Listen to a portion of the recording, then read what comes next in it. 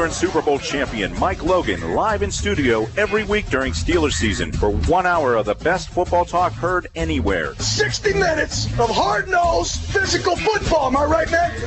Mike Logan on Trib Live Radio, Trib Total Media. See what's next. The Mike Logan Show is brought to you by Social Status, Power, Prestige, Prosperity. Online at socialstatuspgh.com. And by Frank Walker Law, criminal defense and injury lawyer. Online at frankwalkerlaw.com. It's the Mike Logan Show here on Trib Live Radio. Ken Laird and Guy Junker alongside. The Steelers and the Browns, 1 o'clock Sunday for the Week 1 opener. The last time Cleveland and Pittsburgh for the opener, 1989, 51-0 Browns. But talk about streaks. The Steelers have won 10 in a row against Cleveland and Pittsburgh, guys. And Mike, 19 of 21 and 25 of the last 28 meetings between these two teams. Did you ever lose to Cleveland in your playing career?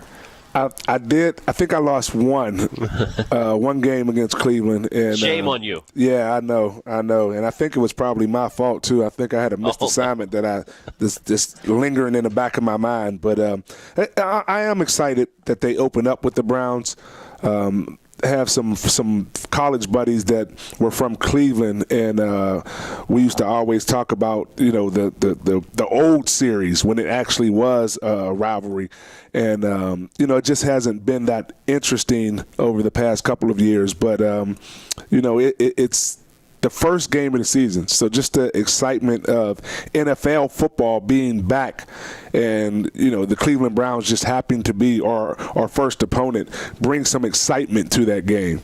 Well, yeah, if you think about it, the Steelers' rival has been Baltimore, which is the real Cleveland Browns. Right. And if you can imagine for a second, you may hate Cleveland, but their fans are actually very similar to Steeler fans. How bitter would you be that you watched your team pick up and move and have all that success, win a couple of Super Bowls, and continue to be a factor every year while you get a replacement team that's junk and for a decade has been junk, and you keep suffering through it? I mean, if you're a fan, you like the game and you're still going to watch, but man, it has to. I remember when they had the Monday night game here, and they asked people to wear an armband to support Cleveland when they were going to lose the team, and a lot of Steeler fans wouldn't do it. But I was all for it. I mean, you're sort of brothers in hate. You know what I mean? Right, we are. Right. Well, are the Browns this year dangerous at all, Mike? Last year, nobody expected the Steelers to lose to the Titans, especially after they got out to a 2-0 lead on the first play of the game, a safety on the kick return. But there they were. They were out to an 0-4 start. Could Cleveland and Brian Hoyer and a new head coach come in and surprise? What school did that guy go to made that mistake on the safety, Ken? Do you remember? I believe it was West Virginia. I think so. I think you're right. I was trying to just roll right past that, man, and not even bring it up. But you guys always have to do that. Give me a hard time. But hey, your guys should be very proud the way they played Alabama. Wow. I was excited. Great representation. Hopefully they got to bounce back. I'll actually be calling the game on Root Sports this weekend against Towson. Yeah, against Towson. Fantastic. Check me out. But Ken, I just don't. I'm not won over by Cleveland. I know they made the coaching change, then the coaching change again, and and then they have a returning quarterback who is the old quarterback who's the starting quarterback now.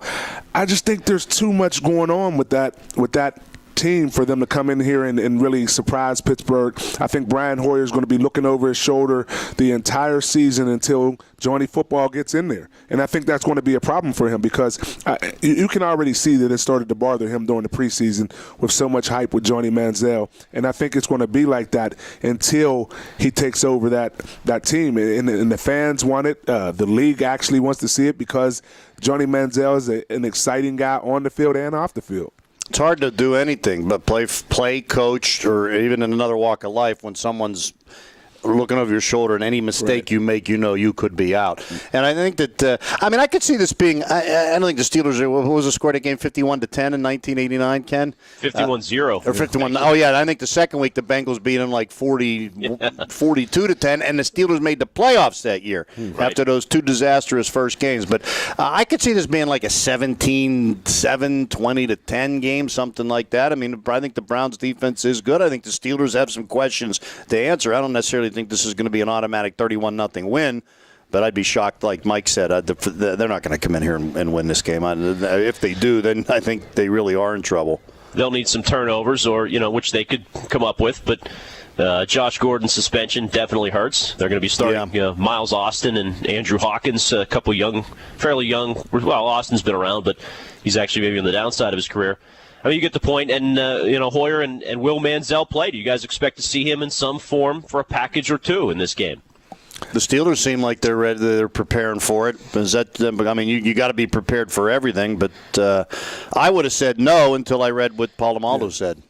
Yeah, I think that we will see him at some point. There was talk about the Browns having a 2-quarterback system or a package of plays for Manziel to get into. So I think we will see him. I think everyone wants to see him play. So the kick off their season, I think, to get him in there in that first game, especially against the Pittsburgh Steelers, will be ideal for the Cleveland Browns.